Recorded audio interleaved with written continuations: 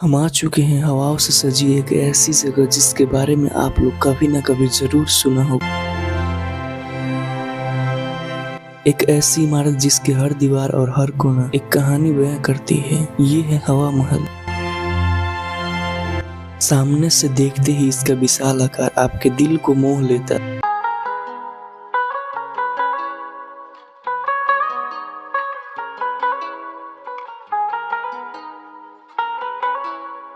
जैसे ही आप हवा महल के सामने पहुंचते हैं तो एक रास्ता आपकी ओर इशारा करती है। जैसे ही हवा महल के अंदर कदम रखते हैं वहाँ एक कोना है जहाँ हवा महल की यादों के लिए छोटी छोटी सी चीजें मिलती हैं। इस टिकट घर से हमें मिलती है ऐतिहासिक और हवाओं के संगम में एक कदम रखने की चाबी।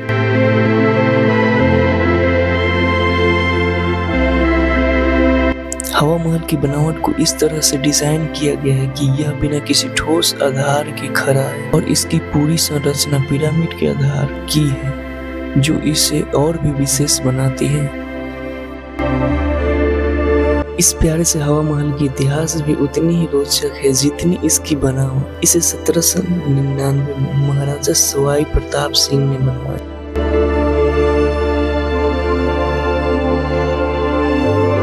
यह प्रतिमा महल के प्रवेश द्वार के पास जैसे ही आप इसे देखते हैं आपको इस महान राजा का योगदान का एहसास होता है।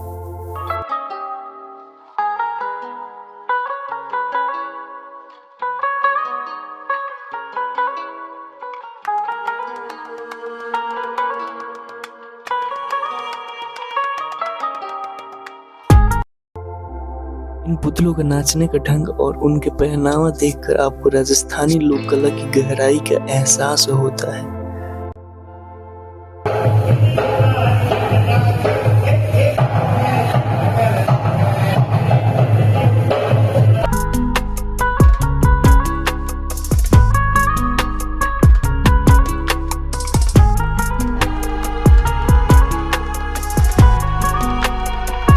जिसमें पूरी खिड़कियां और जालियों की संख्या 953 है।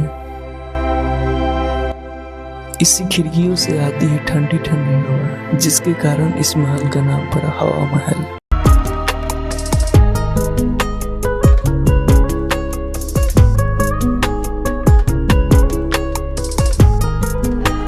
महल के बीच यह अनोखा दृश्य देखने को मिलता है। यहाँ के प्राचीन फव्वारे से पानी निकलता है, जो इस महल की बनावट को और भी खास बनाता है।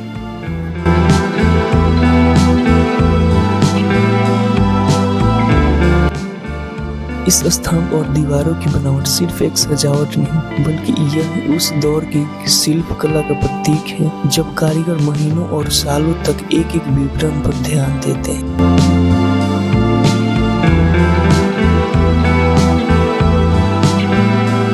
जैसे ही आप हवा महल की सबसे ऊंची मंजिल पे पहुंचते हैं वहां दिखाई देने वाली दृश्य एक अलग ही रोमांच का अनुभव कराता है। ऊपर से एक और नाहरगढ़ किला दिखाई देता है जो इस सफर का समृद्ध और संस्कृति इतिहास है। इसमें दिखाई देती है यह किला दूर से ही अपनी भव्यता और प्राचीनता की कहानी बयां करता है।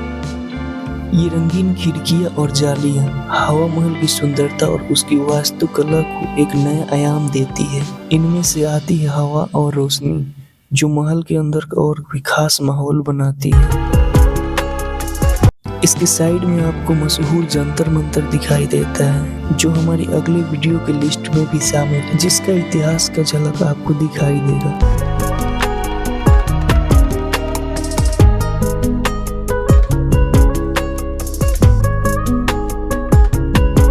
इस रास्ते को देखकर आपको एक अजीब सा अनुभव होता है। ये गलियां इतनी संकरित है जिसमें एक वक्त में मुश्किल से 2 लोग ही चल सकते।